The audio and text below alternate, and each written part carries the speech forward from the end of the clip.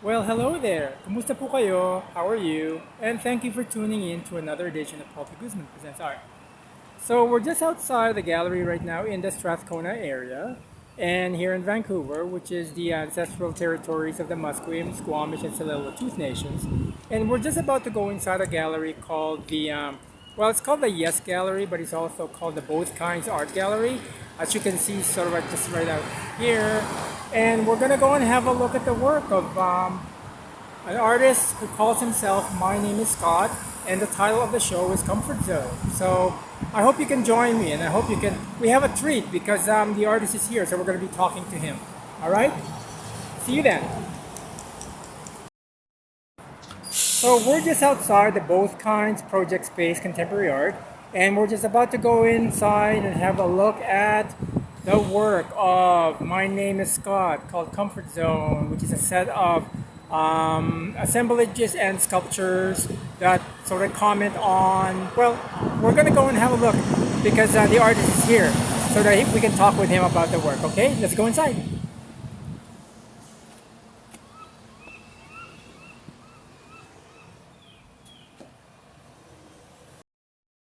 So the first thing we're going to do is we're just going to do a pan of the show. Like I said, the show is pretty much comprised of assemblages and sculptures and wall works that the artist, My Name is Scot, has been doing for, oh, I would say the past year or so. What do you say, Scott? Probably 2 to 3 years. 2 to 3 years? Okay, so let's start by just mentioning that Both Kinds Art Gallery used to be located in the Gastown area, but they recently relocated to this area. And this area is fairly close to the downtown east side. And I'm just wondering if we can sort of like begin our conversation with the title for the show, which is Comfort Zone. So why Comfort Zone? Well, I wanted to have people consider where their comfort zone is. So I'm thinking a lot about boundaries, personal boundaries, physical boundaries, and boundaries of the city. There's areas that people will not go to.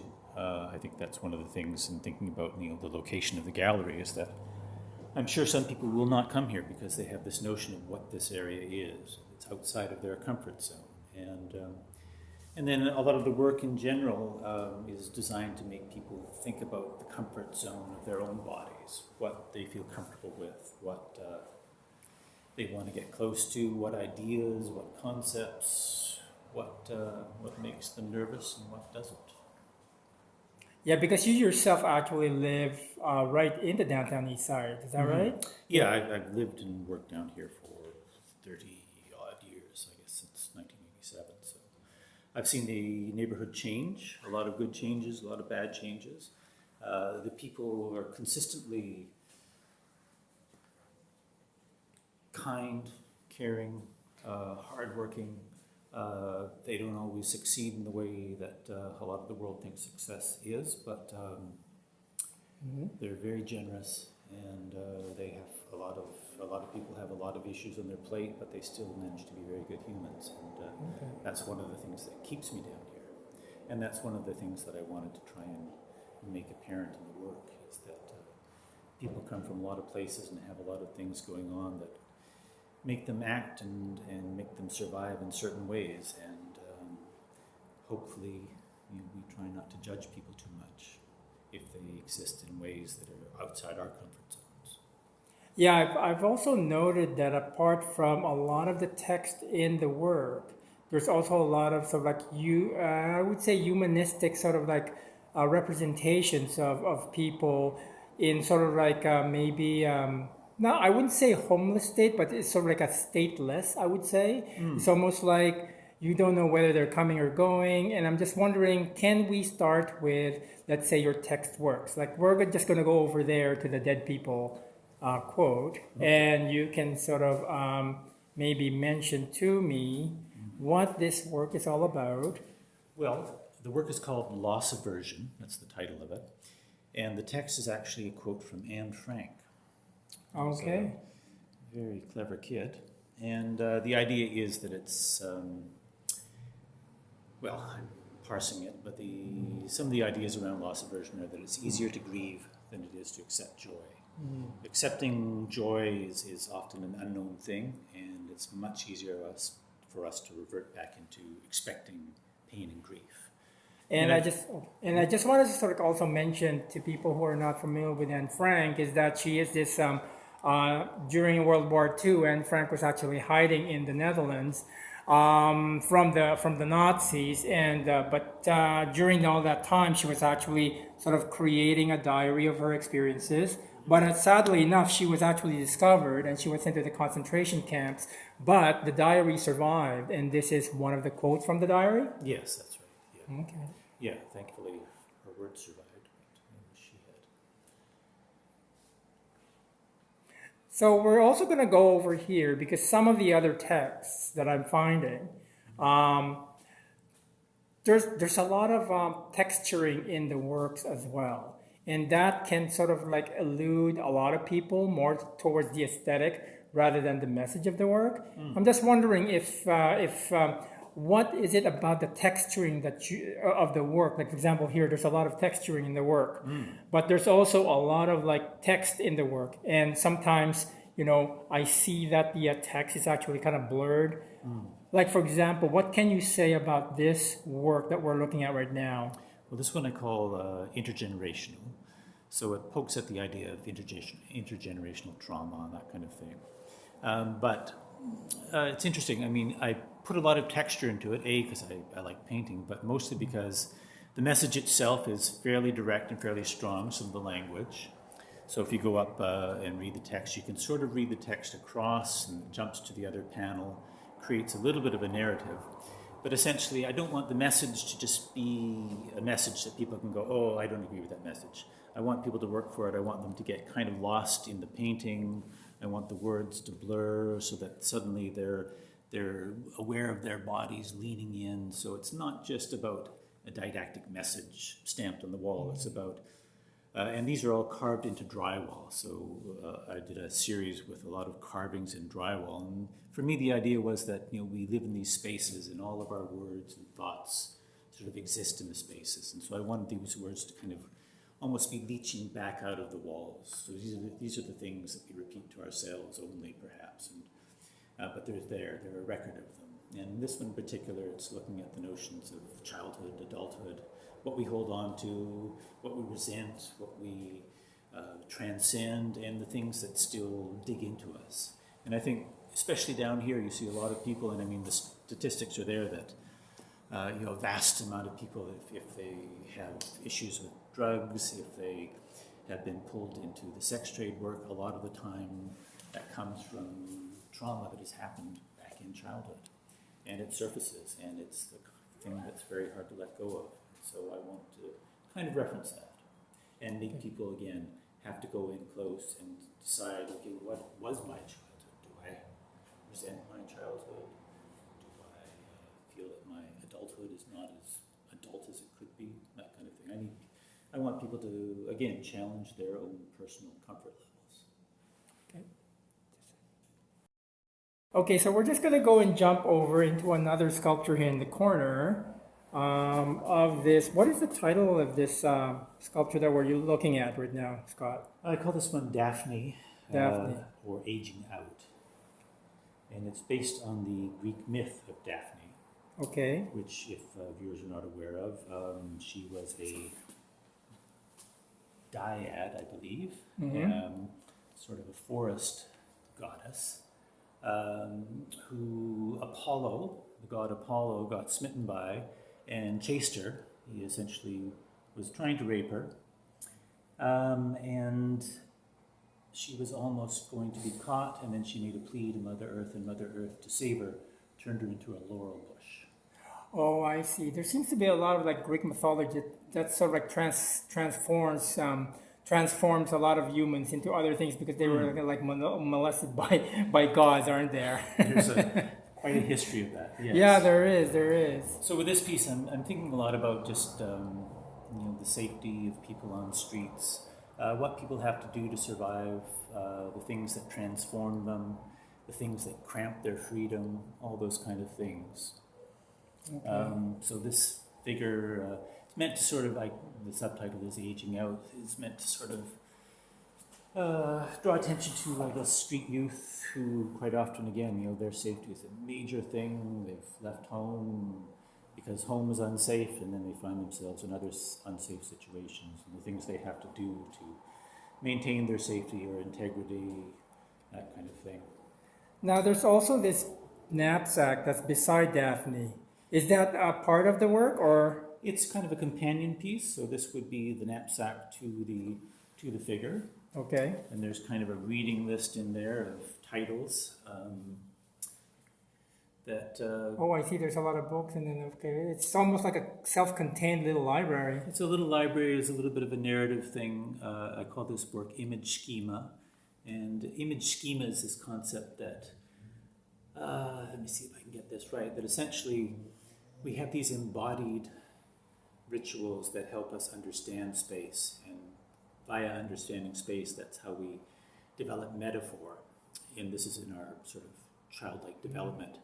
So these books, there's Destroy, She Said, by Marguerite Duras, Little Girls by Elena Gianna Bellotti, who is this Italian feminist sort of analyst in the 60s, 70s, I believe, who writes these very astute notions of how our childhood is developed and how our personalities develop. Curses, hexes, and scarcity and evil.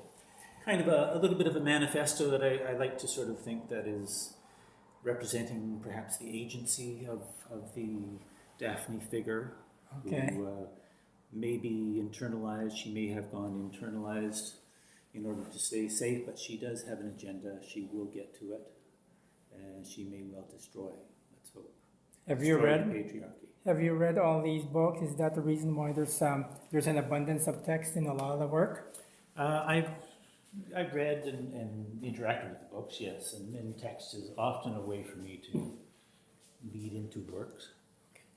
I also notice how there's a lot of like almost found objects. Like they feel to me found objects, but I'm not sure if they are. There's actually a very sort of like thin line, I guess, whether they've been found or they've been sort of like perhaps worked on and manipulated. Can you sort of comment on that? Yeah, most of the work, most of the materials perhaps have a history, but I've amended them. So I wouldn't say they're found objects. I've worked with a lot of older materials just because they have kind of their own history, which I like to try and bring out and enhance. But then I also bend the materials to my ideas and concepts. It's also kind of interesting how you have these materials. They seem to sort of like bend into or transform into words. And I really quite enjoy the entire sort of like literal, but well, there's sort of like a literal manifestation, but at the same time, there's also a subjective interpretation on how you can sort of like interpret them. Like, for example, these words over here. Can you tell me about this work, about the man, all of them? The title of the work is called Data Sort. Data Sort. Data Sort. So I'm interested again in just how these symbolic, institutionalized agendas label us. So, I mean, in terms of the man, who are the men? What are the men? When we say the men, what do we actually mean by the men? The phrase itself comes from a language learning book of Inuit language. Did you say Inuit language? Inuit language. Inuit yeah, language. That again, a book that I found, and I opened it up, and there was this phrase, the men, all of them, and I was fascinated by what that can mean, whether we're looking at it on a computer screen or in real life. So I wanted to take that phrase and make it real, make it almost human, make it almost form-like, body-like. So if you actually look at it, it looks sort of like there's a figure cascading down off the wall, and then another figure collapsed down into the corner. The then is almost like a figure with arms and legs lying on the ground. And the actual composition of the piece is based on Goya's painting, The 3rd of May, which features a figure lined up against the wall. Is based on his series from the Disasters of War, Napoleonic slaughter of all the men were lined up against the wall, and one of them's pleading with his arms crossed. and the rest are all lying down, shot kind of in a row. So it talks about this notion that, again, with genocide, that was the Napoleonic War, we're still dealing with that kind of thing where one force comes in and says, okay, the men, all of you against the wall, and boom, that's it, without any regard to who you actually are. And the phrase also refers a little bit to what happened during the Montreal Massacre when Marc Lépine, I guess, came into the room and said, okay, the men, all of you out. Right. He massacred pretty much all the women. He massacred the women, but the men all were set out. Yeah. So again, these kind of very binary notions of who we are based on gender, based on tags or whatever. Yeah, it's kind of an interesting interpretation of comfort zone. What is that gunman's sort of comfort zone? Comfort of actually just killing the women and then saving all the men. And one observation I'd like to sort of make with this show, actually, because it is titled Comfort Zone, is that despite the fact that there is actually quite a lot of space in the gallery, the space between each of the the artworks are actually sort of like limited at the same time, almost like they have their own personal space, but it's not a grandiose space. And I'm just wondering if you have, because the thing about it, that's kind of like also the realities of the homeless in the downtown east side in terms of like very limited sort of like capacities for living, but there's still sort of like that sense about the comfort zone that they have that they get used to. And I'm just wondering, like, do your installations often sort of like have this feeling of sort of like either a limited or an extravagant zone of comfort for each of the works? Yeah, well, I always want people to be aware of their bodies with my work. And in this particular show, there is a lot of, I would say, spillage between pieces. And that, like you say, that's meant to reference, kind of what's happening out in the streets right now, is that there's very little personal space. Your personal space is going to be compromised by somebody else's personal space. There's the sirens now. Okay. If you do have the privilege of having space, then that comes at a cost to somebody else often. So with this work and with a lot of my work, I want people to go, okay, well, what is my personal space? What is my comfort zone? What can I claim? How much of the world can I move through without feeling that I'm having to compromise somebody else or that somebody else is compromising me? I try and build that into most of my shows, and in this one in particular, it seems kind of a crucial question to me. And I wanted to just sort of like focus on this one because this is probably the only sort of like you can touch this work type of thing in terms of like opening it up. And I'm just wondering if is this typical of the kind of like work that you do? Because I've seen some of your boxes as well. But those boxes that I saw were actually more a few years ago. And just wondering what are you trying to sort of like look at or think about when you're making these boxes? Well, with this box in particular, you are meant to open it, you are meant to touch it. A lot of my work, I do want people to feel that they can get close to it, they can touch it. And this one in particular, I knew it was going to be a bit of a challenging one for people to open it, but I wanted them to do that because, again, it's pushing that boundary of what are you comfortable with. I want people to come up close, you have to peer into the little knot hole, go towards the light, and there's text in there, there's a word in there. I'm not sure if your camera will pick it up. And the piece is called Doing and Undergoing. Okay, let's see if I can actually focus on that. That's all right, it's working, we'll see. Anyway, so yes. So the word inside is actually orifice. Yeah, the word is orifice. So you go up, you look inside, you see the word orifice. And the idea is that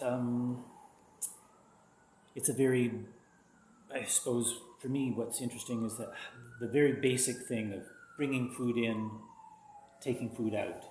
Oh, I see. It's a very absolute thing, and yet down here, especially in the downtown east side, it's a very conflicted thing. Finding food, finding somewhere to get rid of food. It's kind of interesting because when I saw this, it almost looks like a Victorian toilet. Interesting, yes. Yes.